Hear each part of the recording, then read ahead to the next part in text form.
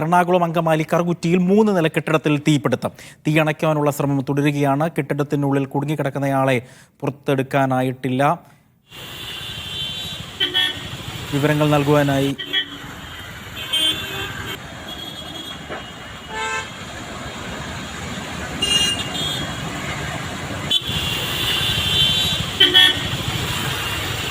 നൽകുവാനായി റാഫി ചേരുകയാണ്. റാഫി, തീ അണച്ചിട്ടുണ്ടോ?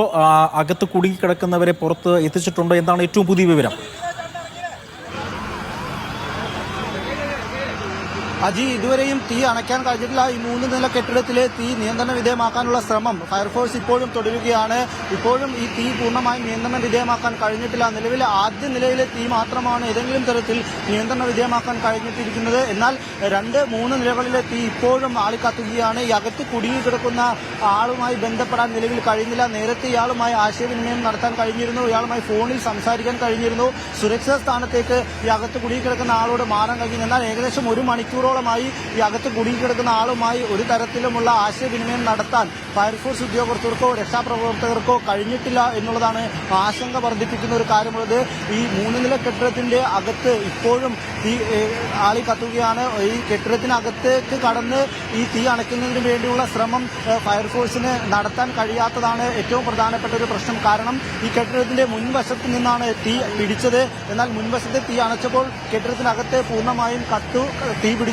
ഈ കെട്ടിടത്തിനകത്തേക്ക് തീ അണയ്ക്കുന്നതിന് വേണ്ടി മുൻവശത്തോടുകൂടി കടന്നു പോകാൻ കഴിയാത്തത് വലിയ പ്രതിസന്ധിയാണ്. അല്പസമയം മുൻപ് ഈ രക്ഷാപ്രവർത്തനത്തിന്റെ ഭാഗമായി അകത്ത് കടക്കാൻ ശ്രമിച്ച ഫയർഫോഴ്സ് ഉദ്യോഗസ്ഥരോട് നമ്മൾ സംസാരിച്ചിരുന്നു. അവർ ഓക്സിജൻ മാസ്കെല്ലാം ഉപയോഗിച്ചാണ് അകത്ത് കടന്ന് തീ അണയ്ക്കുന്നതിന് വേണ്ടിയുള്ള ശ്രമം നടത്തിയത്. എന്നാൽ അവർ പറയുന്നത് ഈ കെട്ടിടത്തിന്റെ പുറകുവശവും എല്ലാം പൂർണ്ണമായും അടച്ചിരിക്കുകയാണ്. എയർവെന്റുകൾ ഗ്രില്ല് ഉപയോഗിച്ച് അടച്ചിട്ടുണ്ട്. അതുകൊണ്ട് തന്നെ ഈ ഗ്രില്ല് ഉപയോഗിച്ച് എയർവെന്റുകൾ അടച്ചതുകൊണ്ട് ഒരു തരത്തിലും അകത്തേക്ക് കടക്കാൻ കഴിയുന്നില്ല എന്നാണ്. ഒപ്പം തന്നെ അകത്ത് വലിയ അളവിലുള്ള പുകയും തീയുമുണ്ട്.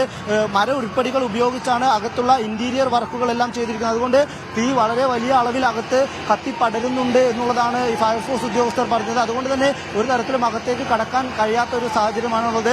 മറ്റൊരു പ്രധാനപ്പെട്ട കാര്യം, 3-ാം നിലയിലാണ് ഈ അകത്ത് കുടുങ്ങിക്കിടക്കുന്ന ആളുള്ളതെന്നാണ് നമുക്ക് മനസ്സിലാക്കാൻ കഴിയുന്നത്. ഈ 3-ാം നിലയിൽ കുടുങ്ങിക്കിടക്കുന്ന ആളുടെ അടുത്തേക്ക് എത്താൻ കഴിയില്ല. കാരണം 3-ാം നിലയ്ക്ക് മുകളിൽ റൂഫ് വർക്കുകൾ ചെയ്തിട്ടുണ്ട്. അതും മര ഉരുപ്പടികൾ ഉപയോഗിച്ചാണ് ഈ റൂഫ് വർക്കുകൾ ചെയ്തിരിക്കുന്നത്. അതുകൊണ്ട് വലിയ അളവിൽ 3-ാം നിലയിലും തീയുണ്ട്. അത് അണച്ചാൽ മാത്രമാണ് അകത്തേക്ക് കടക്കാൻ കഴിയുകയുള്ളൂ എന്നുള്ളതാണ്. തീ പൂർണ്ണമായും നിയന്ത്രണ വിധേയമാക്കിയാൽ മാത്രമാണ് അകത്ത് കുടുങ്ങിക്കിടക്കുന്ന ആളെ പുറത്തെത്തിക്കുന്നതിന് വേണ്ടിയുള്ള രക്ഷാപ്രവർത്തകർക്ക് ഈ കെട്ടിടത്തിനകത്തേക്ക് കടക്കാൻ കഴിയൂ. അങ്ങനെ തീ പൂർണ്ണമായും നിയന്ത്രണ വിധേയമാക്കുന്നതിന് വേണ്ടിയുള്ള ശ്രമമാണ് ഫയർഫോഴ്സ് ഉദ്യോഗസ്ഥരുടെ ഭാഗത്തുനിന്നുണ്ടാകുന്നത്. ഈ കെട്ടിടത്തിന് ഏകദേശം 20 മീറ്ററോളം മാറി റോഡിൽ ഫയർഫോഴ്സിന്റെ വാഹനമിട്ട് അവിടെ നിന്ന് പൈപ്പ് ഉപയോഗിച്ച് അകത്തേക്ക് വെള്ളമടിച്ച് തീ കെടുത്തുന്നതിന് വേണ്ടിയുള്ള ശ്രമമാണ് ഇപ്പോൾ നടക്കുന്നത്. അകത്ത് കയറി തീ അണയ്ക്കാൻ കഴിഞ്ഞാൽ മാത്രമാണ് തീ പൂർണ്ണമായും നിയന്ത്രണ വിധേയമാക്കാൻ കഴിയുമെന്നാൽ അത് നിലവിൽ ചെയ്യാൻ കഴിയാത്ത ഒരു സാഹചര്യമാണുള്ളത്. ഈ തീപിടുത്തമുണ്ടായി ഏകദേശം 3 മണിക്കൂർ പിന്നിടുകയാണ്. ഇപ്പോഴും ഈ കെട്ടിടത്തിലെ തീ നിയന്ത്രണ വിധേയമാക്കാൻ കഴിയുന്നില്ല. ഈ കെട്ടിടത്തിന്റെ പല ഭാഗത്തും ഈ കെട്ടിടത്തിന്റെ കോൺക്രീറ്റ് ഭാഗങ്ങൾക്കടക്കം തകരാറുകൾ സംഭവിക്കുന്ന ഒരു സാഹചര്യമുണ്ട്. ഈ കെട്ടിടം ഇടിഞ്ഞു വീഴാനുള്ള ഒരു സാധ്യതയും ഇപ്പോൾ മുന്നിൽ കാണുന്നുണ്ട്. അതുകൊണ്ട് തന്നെ ഈ രക്ഷാപ്രവർത്തനം വളരെ അപകടം പിടിച്ചതായിരിക്കും എന്നുള്ളതാണ് ഫയർഫോഴ്സിൽ നിന്ന് നമുക്ക് ലഭിക്കുന്ന വിവരം. ഈ അകത്ത് കുടുങ്ങിക്കിടക്കുന്ന ആളെ പുറത്തെത്തിക്കണമെങ്കിൽ ഇനിയും മണിക്കൂറുകളുടെ രക്ഷാപ്രവർത്തനം നടത്തേണ്ടി വരും. മണിക്കൂറുകളെടുക്കും ഈ അകത്തെ തീ പൂർണ്ണമായും അണയ്ക്കുന്നതിന് വേണ്ടി എന്നുള്ളതാണ് മനസ്സിലാക്കാൻ കഴിയുന്നത്. എന്തായാലും ഇപ്പോഴും ഈ തീ അണയ്ക്കുന്നതിന് വേണ്ടിയുള്ള ശ്രമം തുടരുകയാണ്.